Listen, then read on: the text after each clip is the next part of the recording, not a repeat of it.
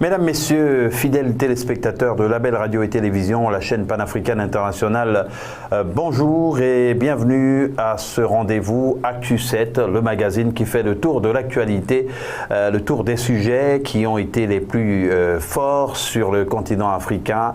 Et pour en parler, nous serons en compagnie, comme à l'accoutumée, de Georges Wenceslas Sembi-Aboké, directeur général du groupe médiatique panafricain Label Radio et Télévision. Bonjour. Il est en ligne de Dakar. Bonjour Georges. Bonjour Aziz, bonjour Robert et bon dimanche à tous les téléspectateurs de Label Télévision. Et de Robert Adandé, directeur des rédactions centrales qui est en ligne de Paris en France. Robert Adandé, bonjour. Bonjour Aziz, bonjour Georges, bonjour chers téléspectateurs et excellent dimanche. Alors nous allons ouvrir par le fait de la semaine qui est ces obsèques du président Idriss Déby Itno à N'Djamena au Tchad en présence d'une dizaine de chefs d'État, des obsèques qui ont été également marquées par une rencontre des pays du G5 Sahel en marge. Idriss Déby Itno a définitivement déposé les armes au front. Pour le dernier hommage qui lui sera rendu, plusieurs de ses pairs ont fait le déplacement.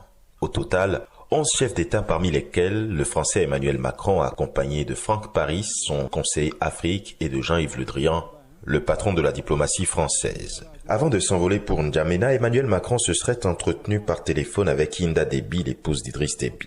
Dès son arrivée sur place, il a rencontré en tête-à-tête le fils du défunt président, Mahamat Idriss Déby, qui dirige désormais le Conseil militaire de transition.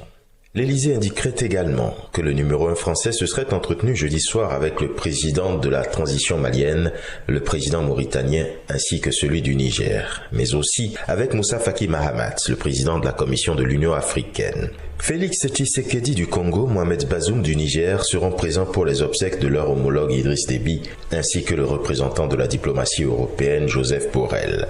On note tout de même une absence qui ne passe pas inaperçue. Celle du Congolais Denis Sassou Nguesso qui a invoqué des raisons familiales. Les débuts de la cérémonie sont marqués par l'arrivée de la dépouille mortelle sur la place de la Nation où se succéderont les hommages de la famille biologique de l'illustre disparu, sa famille politique, ses compagnons d'armes, puis ensuite des chefs d'États étrangers. Il s'ensuivra les hommages du vice-président du Conseil militaire de transition, le général Djimadoum Tiraïna, un des fidèles d'Idriss Déby qui a été son dernier ministre de la Défense. Les attributs de maréchal seront par la suite déposés sur le cercueil pendant que vont retentir 21 coups de canon pour saluer la mémoire d'Idriss Déby. L'espace d'un recueillement à la grande mosquée de N'Djamena, la dépouille sera remise à la famille avant le départ pour Amdjaras, non loin de son village natal où le corps d'Idriss Déby Itno reposera à jamais. Les rebelles du Front pour l'alternance et la concorde au Tchad, le FACT, qui ont lancé le 11 avril depuis la Libye une offensive dans le nord du pays, assurent qu'ils continueront à respecter ce vendredi la trêve qu'ils observent depuis 3 jours. Il n'y a pas de raison qu'on ne l'applique pas, sauf si vraiment on nous agresse, rassure le chef des rebelles Mahamat Mahdi Ali. Ce dernier affirme tout de même qu'ils sont survolés 24 heures sur 24 par des drones français et qu'ils sont bombardés tous les jours depuis 3 jours par l'aviation tchadienne, sans toutefois opposer de riposte. Nous voulons donner une chance à ce que la transition soit apaisée, à ce qu'il n'y ait pas de désordre encore. Nous n'avons aucun problème personnel avec Idriss Déby.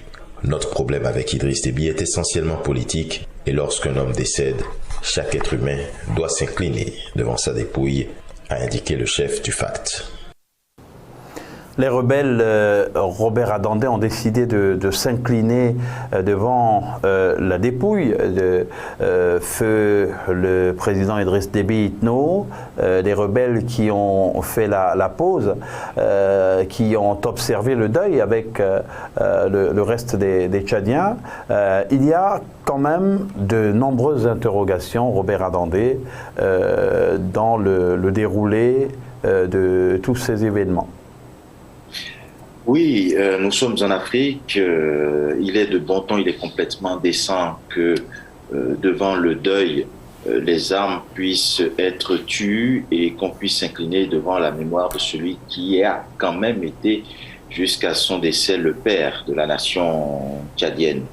Alors, il y a effectivement de nombreuses interrogations, de nombreuses questions quant à ce décès du président Idriss Déby Itno. Déjà un décès qui est survenu de façon plutôt brusque. Il y a des images qui ont été virales, qui ont essaimé la toile plutôt horrible, qui donnent l'impression que c'est une mort qui est survenue dans des conditions plutôt atroces, plutôt difficiles. Certains disent qu'il aurait essuyé plus d'une vingtaine de balles. Et quand on regarde ces photos, quand on s'en réfère à ces photos, on a l'impression quand même que ce sont des armes plutôt lourdes parce que les impacts étaient assez aussi précis que donnant l'impression d'avoir été des tirs de près. Bref, toujours est-il qu'on n'ait pas des voies autorisées pour poser un diagnostic sur l'impact des balles de la dépouille, mais toujours est-il qu'on a l'impression qu'on ne sait pas tout de ce qui s'est passé. Et sans compter que quand on parle d'attaque, effectivement, accréditant la thèse de Idriss Déby tué au front, il y aurait certainement eu d'autres personnes que lui qui auraient trouvé la mort dans ce contexte-là, alors que je ne pense pas que ça ait été le cas. En tout cas, ce n'est pas ce qui a retenu l'opinion, ça n'a pas été dit officiellement.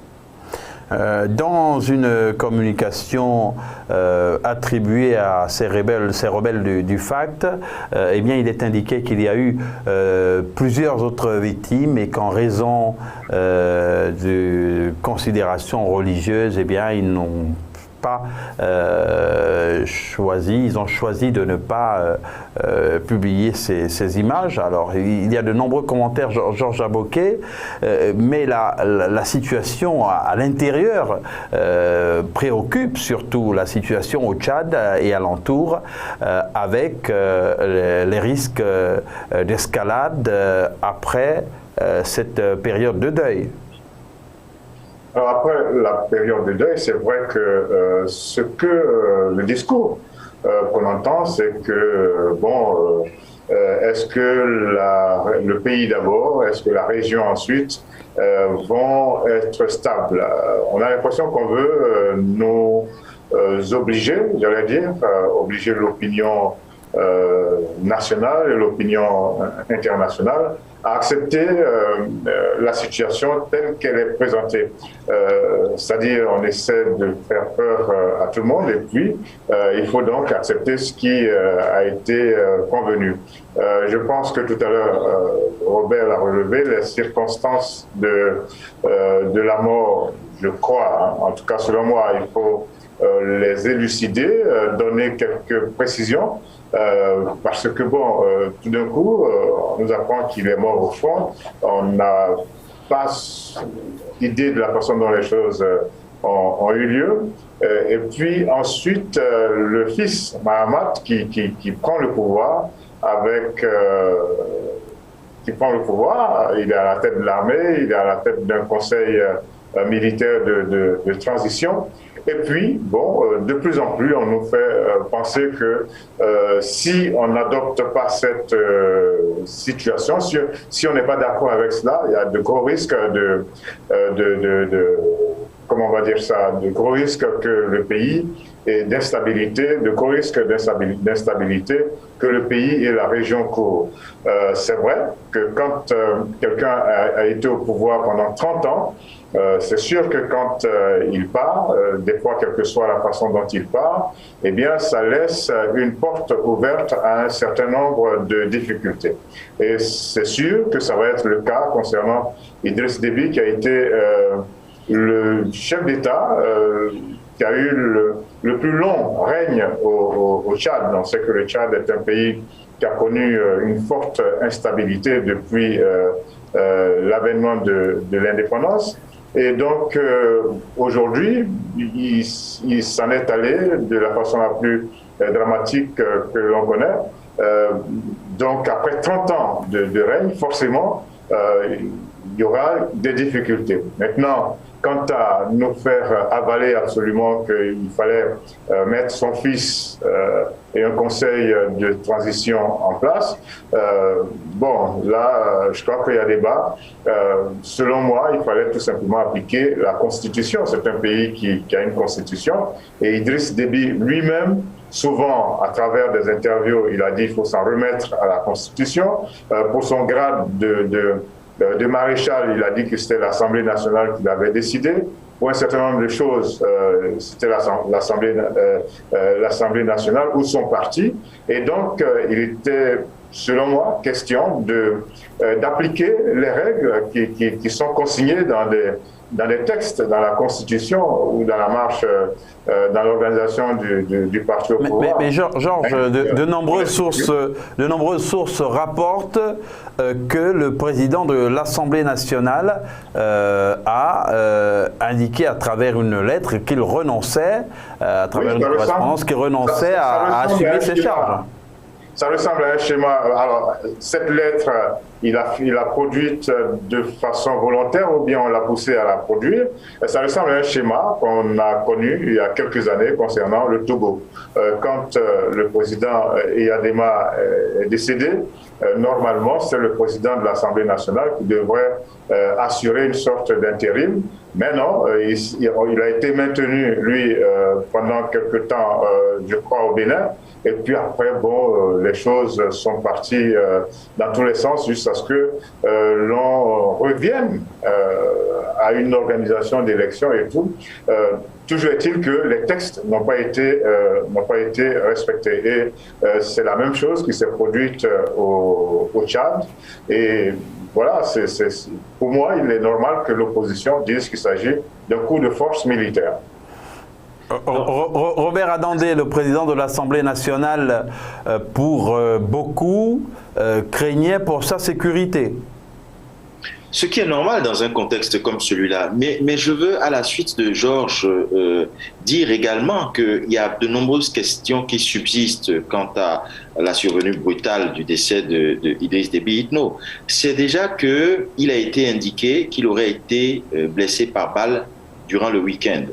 Et quand on regarde les photos qui ont circulé, on se rend compte que humainement, il n'est pas évident de survivre plusieurs heures à des tirs comme il les aurait essuyés.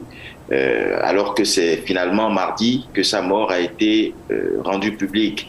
Autre chose, autre interrogation ou même curiosité, c'est que on s'en est pris à Idriss Déby, mais généralement ce n'est pas à l'individu. La preuve dans le mouvement du FACT l'a dit très explicitement, ce n'est pas l'individu, mais c'est plutôt généralement le régime autour de lui.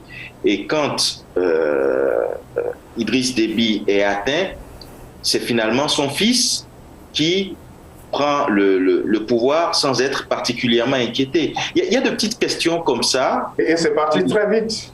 Oui, tout est passé. Il y a même une charte de la transition qui a été et il se dit trop rapidement mise en place. Oui, et il se dit, et une charte de la transition qui a d'ailleurs rétabli le poste de Premier ministre qui n'existait plus depuis quelques années. Mais il se dit aussi que au Tchad, d'une certaine opinion, boude la partie française, même si Paris a donné des assurances à travers le président Emmanuel Macron. Alors, ceux qui ont des doutes encore concernant le président Emmanuel Macron, bon, ben, je pense qu'ils ont des réponses. Je reviens encore à ce sommet Afrique-France ou France-Afrique qui est en préparation en ce moment, qui va avoir lieu en juillet prochain à Montpellier en France. Emmanuel Macron a saisi un certain nombre d'intellectuels, d'autorités africaines pour que ces personnalités-là travaillent sur comment on va dire ça, travaillent à une meilleure présentation des relations entre la France et les pays africains. Alors, moi, je trouve que ces travaux-là n'ont pratiquement pas de sens quand on voit la posture de la France qui prend position pour cette transition militaire qui arrive un peu comme un poil sur un œuf parce que, encore une fois, il y a une constitution. Habituellement, tout le monde demande que l'on applique les textes, tout le monde demande que l'on applique le contenu de la constitution. Et là, la France, qui non seulement est d'accord avec, comment dire ça, l'installation d'une transition militaire, mais qui menace. Je ne sais pas si vous avez bien écouté le discours d'Emmanuel Macron, qui menace. Et donc, cela veut dire que la France reste dans sa position. Mais Emmanuel Macron a menacé les terroristes. Et rien n'aura changé. Et je voudrais juste ajouter que moi, j'ai eu des informations directes de première main. Quand il est arrivé au Tchad, il a été bien hué, le président français Emmanuel Macron. Alors ça indique, Robert Adandé, qu'on est quand même dans un environnement où les tensions subsistent, où il y a aussi de grosses suspicions. Oui, ce qui est tout à fait normal, parce que comme Georges disait tout à l'heure, tout est allé très vite et ça donne l'impression que ce ne sont pas des choses qui sont tombées sur tout le monde comme ça, de façon inattendue. Tout est allé très vite, c'est un peu comme s'il y avait eu, en tout cas, un minimum d'organisation quant à la suite de ces événements tristes et tragiques. Il y a eu aussi la réaction de l'Union africaine, qui n'a pas été très, très claire, en tout cas de nombreux... Comment? Une réaction tardive ou plutôt timide, parce qu'au départ... Tardive et timide, c'est-à-dire que... L'Union africaine a adressé les condoléances au peuple tchadien, mais et il y a eu la condamnation, enfin l'inquiétude, pas la condamnation, parce qu'il a été reproché à l'Union africaine de n'avoir pas condamné fermement ce non-respect de la Constitution, pour ne pas dire ce coup d'État, et il y a eu cette inquiétude exprimée sur le tard par rapport à la sécurité au Tchad et au Sahel. Oui, puisqu'ils ont tenu leur conseil de paix et de sécurité qui a été justement présidé par Djibouti, qui s'est tenu à Addis Abeba le 23 avril dernier. Et là-dedans, les observateurs lisent qu'il n'a pas été, que la déclaration appelle, conformément aux dispositions de la Constitution, à créer les conditions propices à une transition pacifique, rapide, etc. Mais ils n'ont pas demandé à ce que soit suspendu ce conseil de transition, alors que généralement, c'est ce qu'ils ont coutume de faire. Il n'y a pas eu ce mécontentement ou ce point sur la table qui est très franc, qui a été noté justement en août 2020 lorsque la junte malienne prenait le pouvoir. On a une sorte de réaction plutôt timide. Bon, je ne dirais pas une caution, mais le mécontentement... Le président de la commission de l'Union africaine, Moussa Faki Mahamat, est-ce que c'est un élément qu'il faut prendre en compte dans la justification de cette position de l'Union africaine? Voilà, c'est un élément qui compte. Et il est aussi reproché à la France cette attitude à géométrie variable. Justement, on condamne à certains endroits et ailleurs, on est presque complaisant parce qu'il n'y a pas eu, en ce qui concerne la France, de condamnation formelle de ce qui finalement apparaît pour beaucoup comme un coup d'État. Oui, et donc c'est pour cela que tout à l'heure je disais que bon, si certains avaient encore des doutes quant à la position du président français Emmanuel Macron, eh bien, ils sont maintenant assurés, ils savent très bien que le président Emmanuel Macron, depuis son arrivée au pouvoir, a fait un certain nombre de discours qu'il n'a jamais mis en pratique. Vous savez que, par exemple, si on sort de la France et qu'on entre dans le cadre de la francophonie, de l'OIF, l'un des principes de l'OIF, c'est la promotion de la démocratie. Alors, la France, le Tchad sont des pays qui sont dans la francophonie. Qu'est-ce qu'on fait de tous ces discours sur la démocratie? Qu'est-ce qu'on fait de toutes les conditions qu'on met en place, des fois concernant certains pays? Si vous acceptez de pratiquer la démocratie, alors on vous donne un certain nombre d'appuis en matière de développement. Tout ça, ce sont des théories qui sont battues en brèche quand on regarde ce qui s'est passé et ce qui se passe en ce moment au Tchad. Tout à l'heure, Robert parlait de ce qui s'était passé au Mali. Au Mali, là, on a vu comment, pendant un bon moment, le pays, l'exécutif était bloqué. Les militaires sont venus, se sont interposés, ont pris position, mais on a vu comment la CEDEAO a réagi. On a vu comment de nombreuses organisations ont réagi, mais concernant le Tchad, je ne crois pas avoir entendu quelque chose concernant la CEAC ou la CEMAC. Même au niveau de la francophonie non plus, rien du tout. Alors ça fait qu'on se pose un certain nombre de questions, mais une chose est claire, c'est que la France est partie prenante dans cette affaire et comment on va dire ça, les rebelles du pacte le disent bien. Ils disent que leurs positions sont bombardées à la fois par les forces armées tchadiennes et par les forces françaises.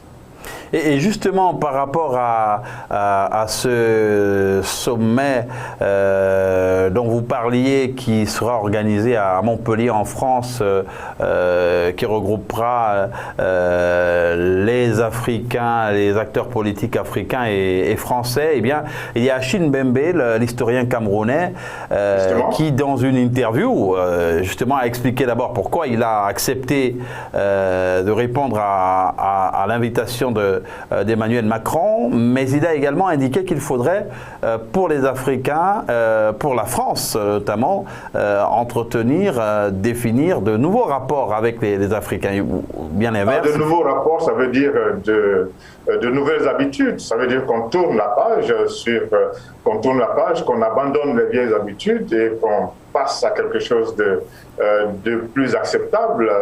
Mais là, avec le cas du Tchad, je pense que nous sommes bien dans le cadre de ce que tout le monde appelle la France-Afrique. Il y a la sécurité au Sahel qui pose problème et nous allons glisser tout doucement justement vers ce qu'il s'est passé en Côte d'Ivoire. En Côte d'Ivoire où il y a eu une autre attaque terroriste, une attaque au nord du pays mercredi d'un camp militaire. Je crois que là nous avons des images d'archives de ce qui s'est passé il y a quelques années. Georges Aboké, cette insécurité récurrente en Côte d'Ivoire après les attaques du mois dernier commence à véritablement inquiéter. Oui, ça commence à faire beaucoup. La dernière a eu lieu pendant la semaine qui vient de s'écouler. C'était au nord d'Abidjan, donc on était, j'allais dire, en pleine agglomération urbaine, et donc c'était la dernière et ça commence à inquiéter. Avant cela, il y a eu 2 attaques, mais à l'extrême nord du pays, et chaque fois, ce sont des attaques qui visent un dispositif militaire.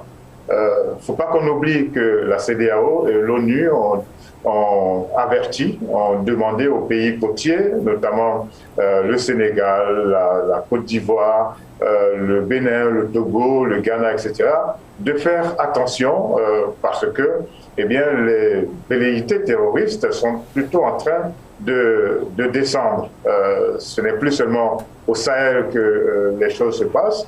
Et ces 2 organisations, la CEDEAO et l'ONU, avaient tiré la sonnette d'alarme. Est-ce que c'est ça qui est en train de se produire? C'est un gros point d'interrogation. Mais, encore une fois, il faut faire très attention quand on se rappelle qu'il y a quelques années, c'était en 2016, il y a eu cette grosse attaque qui a eu lieu sur la ville balnéaire de Grand Bassam, à une 50aine de kilomètres d'Abidjan, et une attaque qui a fait de nombreux morts et des dégâts matériels importants. Et avec ce qui est en train d'être maintenant récurrent depuis quelque temps, il faut vraiment faire attention. Et il faut demander aux autorités ivoiriennes, et de même qu'aux autres, Ghana, Togo, Bénin, tous ces pays côtiers-là, de faire attention parce que, ça peut descendre, le terrorisme peut descendre. le terrorisme peut descendre. Robert Adandé, on a aussi des cas d'attaques terroristes au Burkina Faso, au Niger, il y a quelques semaines. C'est donc dans tous les pays qui ont été par le passé déjà ciblés par les terroristes que ces attaques sont perpétrées. On peut y voir une sorte de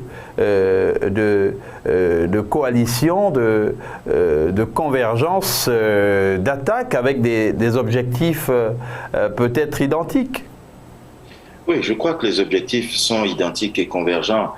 Pour ce qui est de la Côte d'Ivoire, il faut relever qu'en moins d'un an, quand même, ce pays a été la cible particulière des djihadistes. 2 attaques contre les positions militaires à Kafolo, à la frontière avec le Burkina Faso, en juin 2020.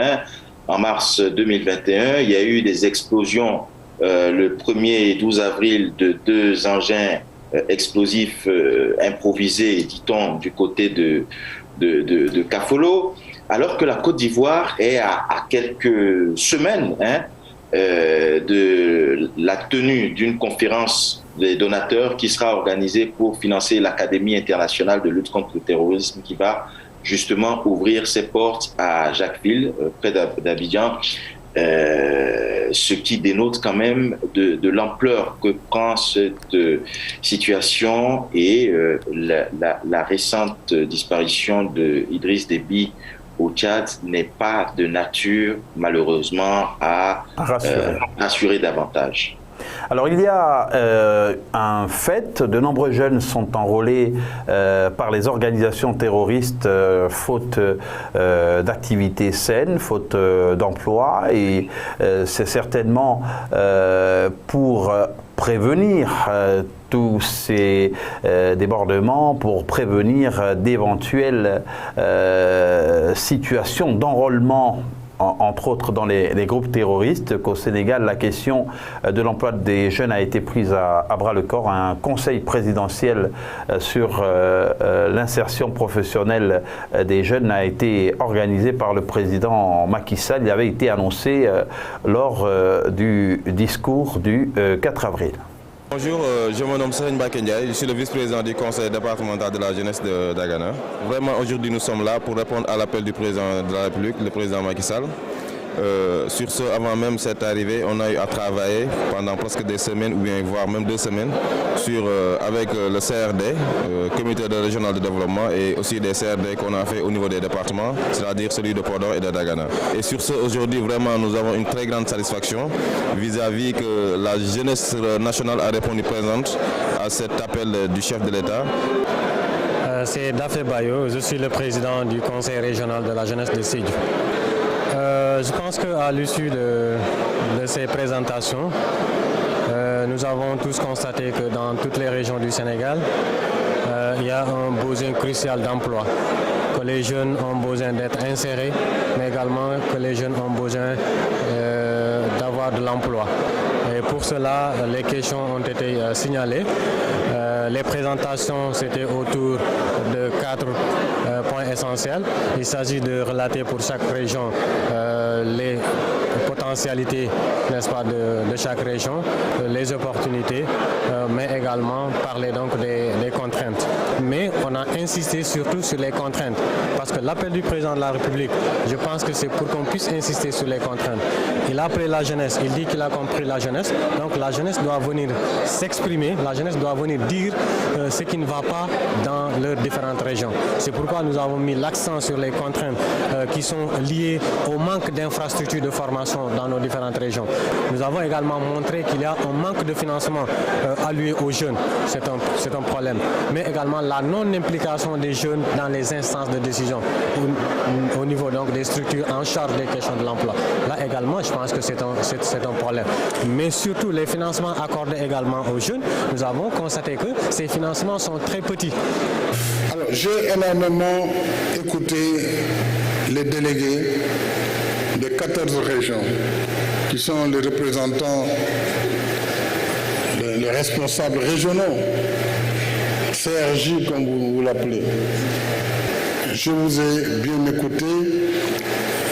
Les questions que vous avez posées ont été notées et feront l'objet de la plus grande attention. Les questions notées par les jeunes feront l'objet de la plus grande attention. Ce sont les propos du président Macky Sall. Le président Macky Sall a tenu à organiser ce conseil présidentiel pour la réinsertion et l'emploi des jeunes à un moment très important, Georges Aboké.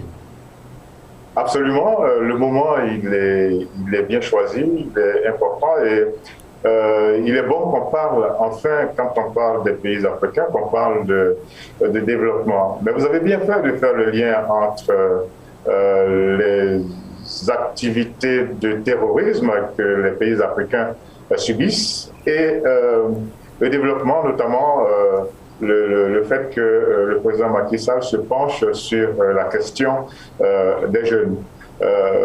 Vous le savez et vous l'avez même relevé, c'est les jeunes qu'on recrute dans les organisations terroristes. C'est à eux qu'on fait miroiter un certain nombre de fumées pour qu'ils s'engagent dans ces organisations-là. Et puis, il ne faut pas qu'on oublie également qu'ici, à Dakar, ici au Sénégal, ils sont nombreux, les jeunes qui vont se noyer dans les mers entre l'Europe et l'Afrique. Et donc, tout ça, mis ensemble, oblige les autorités, notamment le président de la République, à prendre ses responsabilités, si on peut parler de cette façon. Parce que si on revient quelques semaines en arrière, il y a eu cette grosse affaire Ousmane Sonko qui a explosé. Mais pendant cette explosion, on a vu comment les jeunes ont exprimé une sorte de ras-le-bol. Ils en avaient marre d'un certain nombre de choses qui n'avaient aucun lien avec l'affaire Ousmane Sonko. Et je crois que le président sénégalais a compris que les jeunes étaient dans une situation, vivaient un certain nombre de difficultés, ils étaient dans un mal-être et il fallait absolument réagir. Il y avait comment on va dire ça, des comportements qui n'étaient pas du tout en rapport avec cette affaire Ousmane Sonko. Sans oublier qu'il y a quelques jours également, à l'université Cheikh Anta Diop, les étudiants ont dû s'adonner à des activités pugilistiques, ils se sont bien battus, il y a eu mort d'homme, et tout ça fait qu'il est grand temps de se pencher sur la question des jeunes, et surtout l'emploi au niveau des jeunes. Et je crois que c'est ce qui a prévalu dans ce conseil présidentiel.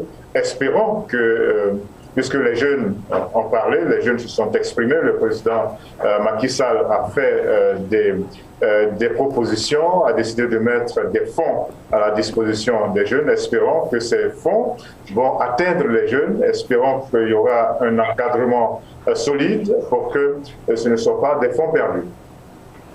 Robert Adandé, ce sont des modèles qu'on a vus dans d'autres pays du continent. Il faut espérer que la gouvernance va être vertueuse, que sur ce dossier-là, elle va permettre, comme l'indiquait tantôt Georges, à ces jeunes, ou bien aux ayants droit véritables, d'être soutenus. Parce qu'il faudrait en amont un projet bien ficelé pour, bien sûr, espérer obtenir un financement. Oui, tout à fait. Et la problématique de l'emploi des jeunes reste au cœur du développement de tout pays. C'est un problème qu'on retrouve partout en Afrique et même ailleurs. Georges relevait à juste titre le lien que vous avez fait entre le terrorisme et cette problématique, sachant que ce soit le terrorisme, que ce soit la sécurité intérieure, que ce soit l'immigration clandestine, ce sont malheureusement des portes ouvertes en raison de l'oisiveté, de l'inactivité de la jeunesse. Il faut louer déjà la tenue de ces assises parce qu'elles sont consécutives à un engagement pris par le président sénégalais Macky Sall, un engagement pris le 4 avril lors de son adresse à la nation, enfin la veille. Et donc, moins d'un mois après qu'il tienne promesse, qu'il organise, qu'il mette les moyens, qu'il organise ces assises, qu'il écoute la jeunesse et qu'il prenne un certain nombre d'engagements, c'est louable. Maintenant, il faut pouvoir aller un cran au-dessus et puis trouver de réelles solutions à tous ces problèmes. Ce n'est évidemment pas chose aisée, mais l'exercice consistant déjà à écouter et à tenir compte de cette problématique est une chose louable. Et le ministre Amadou Hott, chargé du programme d'urgence pour l'emploi et l'insertion socio-professionnelle, a indiqué qu'il y avait quand même 1 million de jeunes Sénégalais au chômage. Et chaque année, environ 200 000 nouveaux jeunes qui viennent sur le marché de l'emploi. C'est énorme, c'est beaucoup. Il faut pouvoir absorber tout cela. On espère en tout cas pour ces jeunes que ce conseil présidentiel sera bientôt suivi d'effets. Nous allons cette fois aller au Nigeria où le pays va compter 3 nouvelles compagnies aériennes. De ce côté-là, ce secteur est des plus dynamiques. L'autorité nigériane de l'aviation civile a révélé mardi 20 avril dernier être en train de traiter environ 23 dossiers de demande de certificats de transporteurs aériens. Et d'autres transporteurs encore projettent d'opérer au Nigeria car ils savent et croient qu'il existe plusieurs opportunités dans le secteur.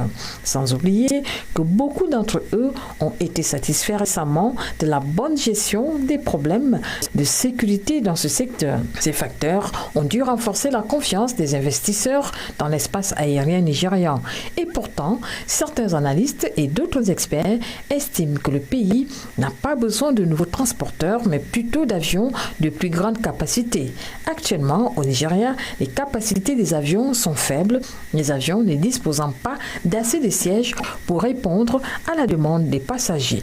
Les experts pensent que si les compagnies aériennes parviennent à utiliser de plus gros avions, les tarifs et les billets s'en trouveraient réduits, situation beaucoup plus intéressante et rentable que celle où 2 ou 3 compagnies aériennes font le même trajet avec des avions non remplis. C'est dans ce sens que l'OAN, l'association des compagnies aériennes du Nigeria, Airlines Operators of Nigeria, appelle au préalable à une amélioration de l'environnement opérationnel local qui croupit toujours sous le poids des taxes, le prix élevé du carburant et subit la forte concurrence des compagnies étrangères, lesquels facteurs plombent le développement des transporteurs nationaux. 23 nouvelles compagnies aériennes au Nigeria. On imagine bien qu'il y a parmi ces 23 nouvelles compagnies des compagnies totalement aux mains d'opérateurs nationaux. Ça devrait davantage aider à l'éclosion de ce secteur qui, au Nigeria, en tout cas, est parmi les plus prolifiques. Georges Aboké. Bien entendu, il s'agit de 23 nouvelles compagnies qui sont en train de taper à la porte, qui ont déposé leur dossier. Et on sait que bon, le Nigeria, avec ses 210 millions d'habitants, peut se permettre un certain nombre de choses. Les vols domestiques marchent bien, c'est un vaste pays, mais il y a toutes ces questions que l'association des compagnies aériennes... Mais tout le monde n'a pas les ressources pour prendre un billet d'avion. Je n'ai pas bien saisi. Tout le monde n'a pas assez de moyens pour s'acheter un billet d'avion, surtout qu'il n'y a pas assez de sièges, on l'a entendu. Oui, mais ça marche quand même bien. C'est une activité qui marche quand même bien au niveau domestique. Et il y a donc un débat. Est-ce qu'il faut ouvrir sur jusqu'à 23 nouvelles compagnies, ou bien faut-il demander à celles qui sont en activité de s'acheter des avions plus grands et de faire en sorte qu'il y ait beaucoup plus de sièges dans les avions. En tout cas, il y a un débat qui est ouvert. Toujours est-il que c'est une activité qui marche bien et on peut en être heureux par ce temps de coronavirus où tout se referme. On peut en être heureux. Maintenant, il faudrait que le Nigeria ne commette pas la même erreur qui a été commise dans certains pays concernant la téléphonie mobile. Devant l'explosion de la téléphonie mobile dans certains pays, on a multiplié le nombre de compagnies et puis après on a vu qu'il y avait saturation avant de faire marche arrière. Donc il revient aux autorités nigérianes, de même qu'à l'association des compagnies aériennes, de bien sous-peser les choses et puis de prendre la bonne décision. Robert, les compagnies aériennes sont, en ce qui concerne le Nigeria, déjà très nombreuses. Le fait d'en rajouter 23 nouvelles, on ne sait pas très bien combien seront éligibles, pourrait aider à améliorer le trafic sur le plan local?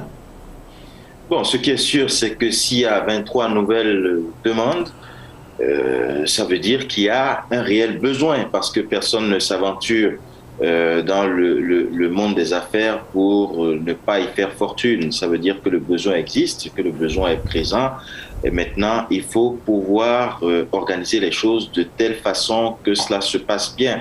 On a lu dans l'élément où écoutez, en tout cas, il était question comme préalable de l'amélioration de l'environnement local, ce qui est indispensable.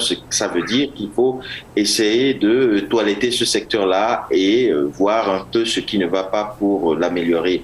De nouvelles compagnies, ça permettra, comme vous le dites, non seulement de fluidifier le trafic, ça permettra de créer une certaine concurrence, parce que vous parliez des prix des billets, mais plus il y aura de compagnies, plus la concurrence sera telle que les prix seront tenus d'être certainement revus à la baisse au grand bonheur des usagers. Et il y a un autre point, c'est celui qui fait un lien avec le sujet qu'on évoquait tout à l'heure, c'est celui du chômage. Donc en termes d'emploi, ça apporterait quelques nouveaux emplois pour le bonheur de la jeunesse nigériane.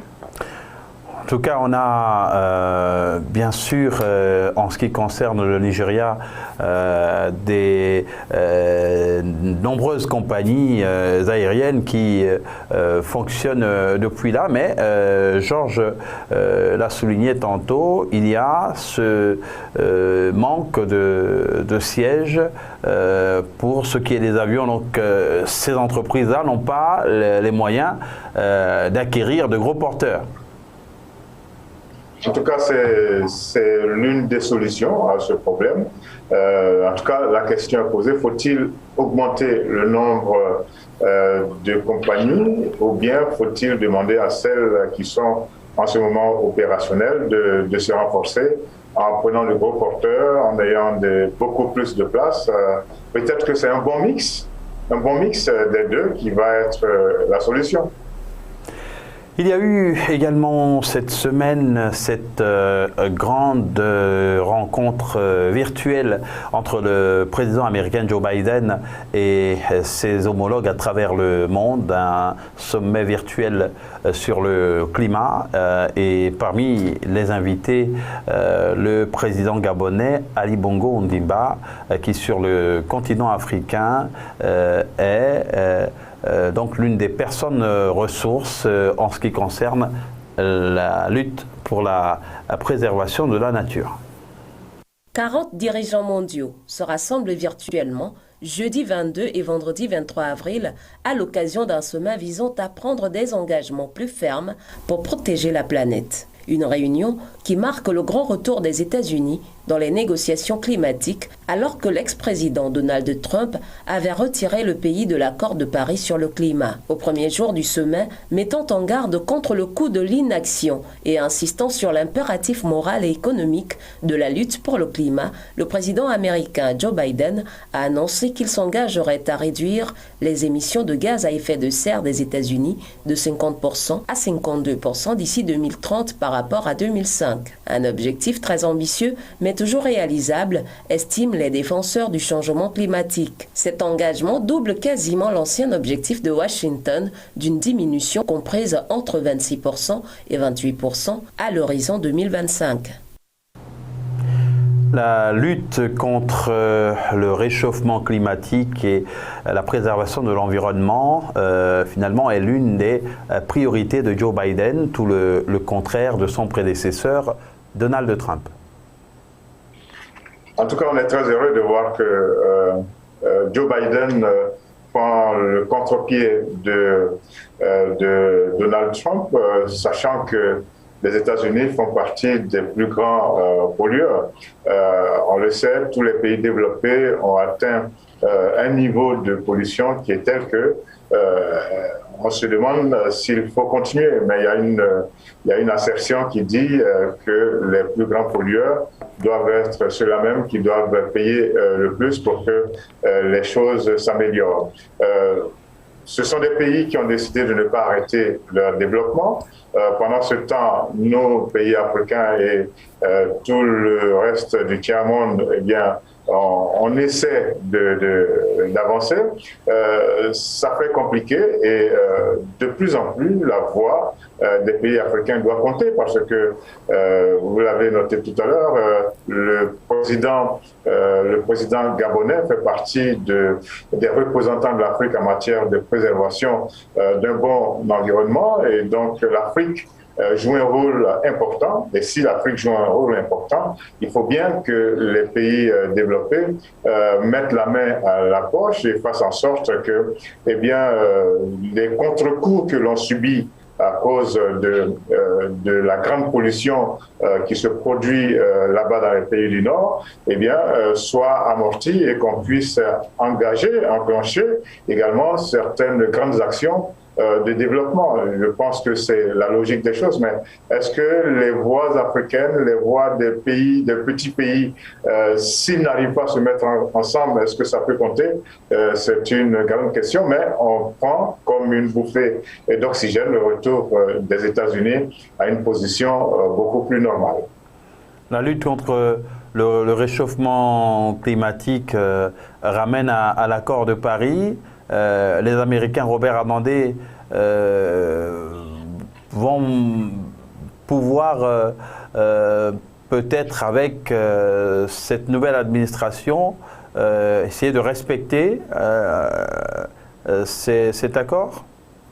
Alors, ce sommet, ce qui est sûr, a été l'occasion pour les États-Unis d'Amérique, via Joe Biden, d'inscrire la question des changements climatiques comme une priorité de sécurité nationale et mener une réflexion sur la stratégie mondiale de lutte contre les changements climatiques, justement en prévision de cette grande rencontre. Maintenant, Georges relevait quelque chose de très important, c'est qu'il prend le contre-pied de son prédécesseur en faisant de la question climatique un enjeu capital.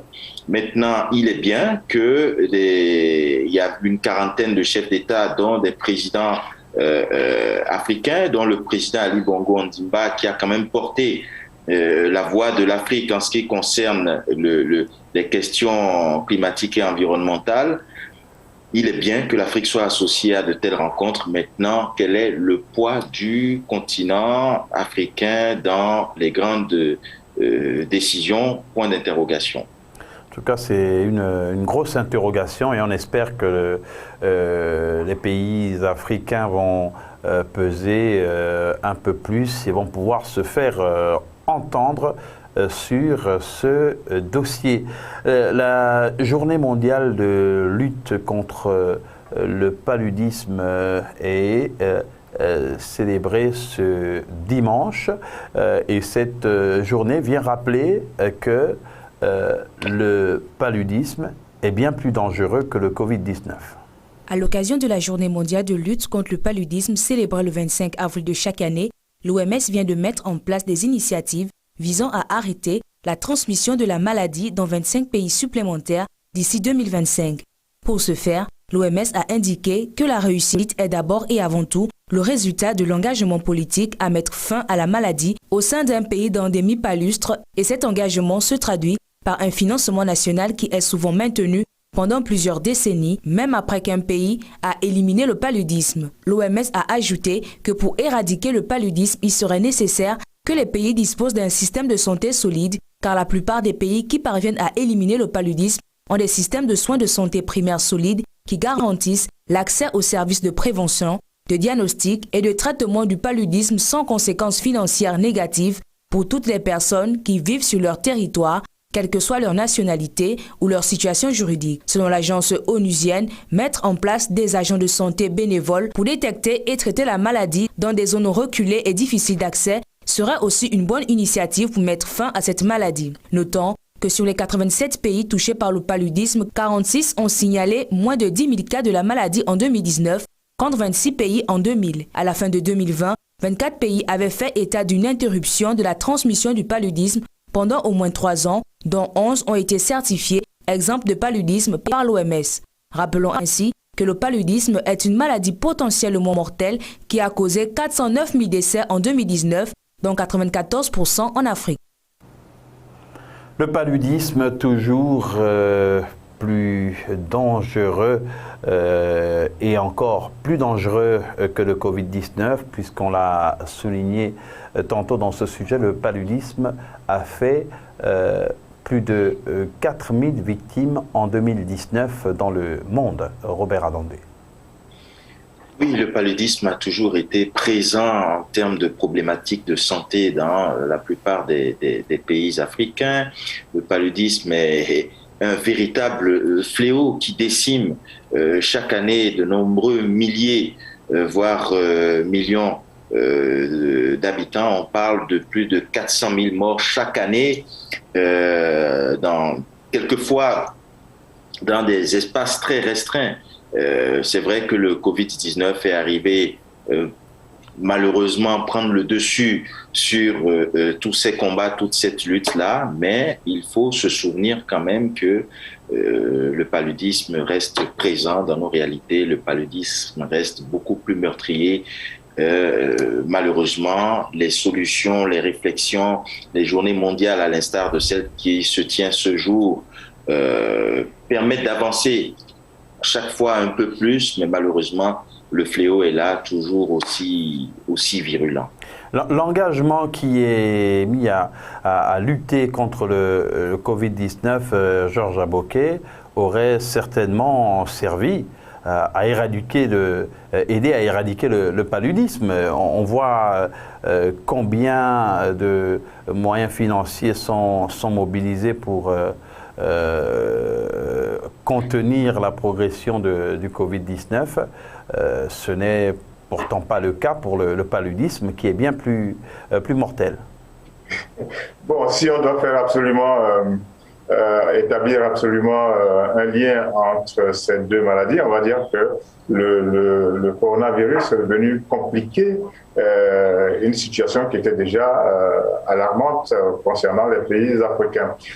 Et puis on voit un peu là que c'est une maladie tropicale. Bon, de temps en temps, ça explose chez certains individus hors d'Afrique, hors des régions tropicales, mais on voit bien que il n'y a pas eu cet engagement fort de la part des laboratoires pour trouver un vaccin, pour régler le problème, pour se mettre au chevet de ceux qui souffrent, comme c'est le cas en ce moment. Donc on peut dire que le coronavirus est venu compliquer une situation qui était déjà difficile concernant les pays africains.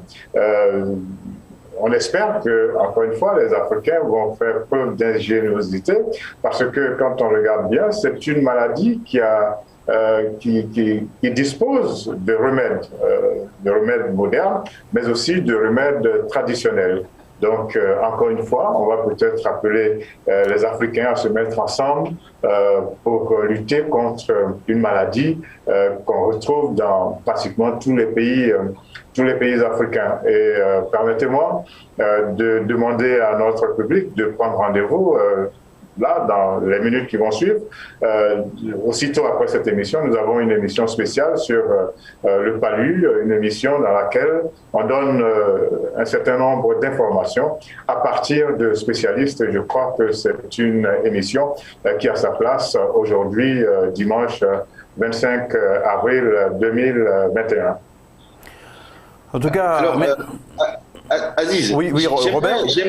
J'aimerais rajouter que il y a quand même des avancées en termes d'avancées. Il y a un test qui a été récemment mené au Burkina Faso, un vaccin contre la malaria qui montrerait une efficacité de 77% et qui aurait été expérimenté sur 450 jeunes burkinabés. L'équipe qui a développé ce vaccin à l'université d'Oxford et qui serait à l'origine du vaccin AstraZeneca contre le Covid-19. Alors c'est 77%, Robert Adandé, 77%, bon, à peu près le même taux d'efficacité que le vaccin d'AstraZeneca, donc et il aurait pu être administré par le passé. Il y a eu des chercheurs qui en ont proposé aussi. Oui, bon, après, aujourd'hui, peut-être que la pandémie du coronavirus, comme on est en train de dire, est en train de bouger les lignes et puis d'amener les gens à aller encore plus vite pour ne pas continuer de rester à la traîne. Toujours est-il que, comme vous dites, il y a eu plusieurs initiatives, il y a eu plusieurs essais. Le souhait de tous, c'est que ces essais mènent vers des solutions qui vont permettre de ramener une certaine sérénité en ce qui concerne certaines pathologies. Georges Aboké, pour beaucoup, ces initiatives avaient simplement été étouffées par les mafias qui gèrent le secteur de la filière du médicament un peu partout. Absolument, et même concernant le coronavirus, on le voit. Il revient aux pays africains de se réveiller, de se remettre debout et de se remettre surtout ensemble, parce que il y a un certain nombre de caractéristiques, qu'on parle de maladies, qu'on parle d'éléments de développement, etc. Tout cela, c'est des éléments communs aux pays africains. Donc, nous avons intérêt, pays africains, à nous mettre debout, à nous mettre ensemble pour lutter contre ce genre de difficultés. Vous savez, le palu, il est beaucoup plus fréquent dans les zones tropicales, donc forcément, les laboratoires se contentent de nous proposer des prophylaxies et tout, mais on doit pouvoir insister dans nos pays sur l'environnement, sur le cadre de vie. C'est dans ce cadre de vie-là que les moustiques y naissent, et c'est le moustique qui est à la base du palu. Donc, il faut des campagnes, j'allais dire, des campagnes constantes, permanentes, pour rappeler aux uns aux autres que le palu est bien présent. C'est une maladie qui vous casse, c'est une maladie, quand vous l'attrapez, qui est invalidante, c'est une maladie qui tue, malheureusement jusqu'à présent, alors qu'il y a des médicaments. Donc, au niveau des pouvoirs publics, il faut engager des campagnes de communication, d'information, de sensibilisation, pour que les habitants des pays africains aient le bon comportement face au palu. Et je pense que la Belle Radio-Télévision est dans la bonne posture en proposant dans quelques minutes, j'insiste, cette émission spéciale sur le palu. Et le paludisme qui tue beaucoup plus que le Covid-19, il est important de le rappeler, chaque année sur le continent africain. Donc merci de nous avoir suivis, merci à vous Robert Adandé. Merci Aziz et à dimanche prochain. Inch'Allah, merci à Georges Aboké. Juste qu'avant de nous quitter, vous avez le pays vers lequel vous nous conduirez à dévoiler ce soir. Alors merci Aziz, merci Robert et merci à tous et on se donne rendez-vous pour ce soir pour parler de l'Afrique du Sud, pour avoir la cartographie actuelle de l'Afrique du Sud, un pays où l'ancien président Jacob Zuma a beaucoup de mal, beaucoup de démêlés avec la justice.